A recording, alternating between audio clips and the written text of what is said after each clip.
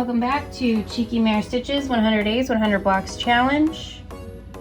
Today we are starting block number 50. When we're done with this block, we're halfway done. Woohoo! This block is a 3 fabric block, and here is what it originally looks like with fabrics A, B, and C. We will be doing 8 at a time half square triangles and 1 half square triangle as written to accomplish this block. Here are my fabrics, fabric A, B, and C.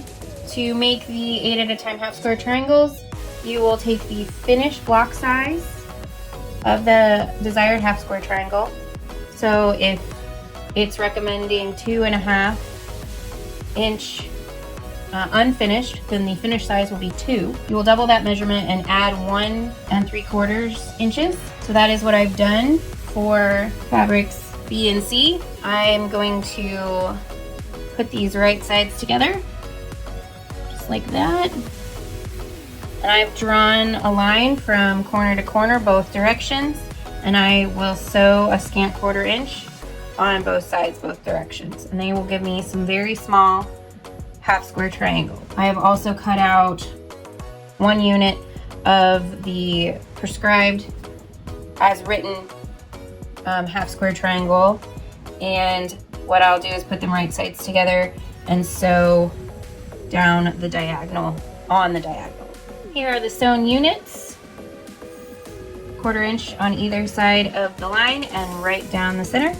So now we will cut in half horizontal, vertical, and on each line here, and 1/4 inch away from the seam to get our half square triangle unit.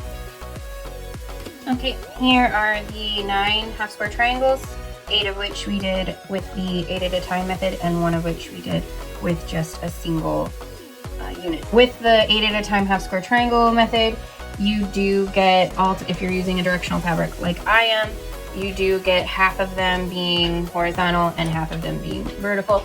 So just keep that in mind when you are picking your fabrics. I did make sure that whichever one of the units was just the singleton was the direction that I was going to have more of, so that it would look intentional. And then to make the layout, we're going to add squares in between each of these. There's a solid strip here and here, and then a small border all the way around. So let's do that. All right, here is the block without the borders on it. I did take a little bit of extra time to try and line up this seam right here.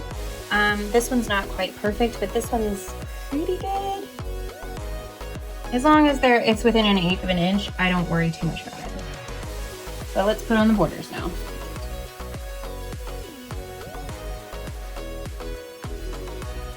There's my block number 50 done. Halfway done with this challenge. This block was a little bit labor intensive. I did reduce quite a bit of waste doing the 8 at a time half square triangle method. Join me tomorrow for the start of the downhill slope of block number 51.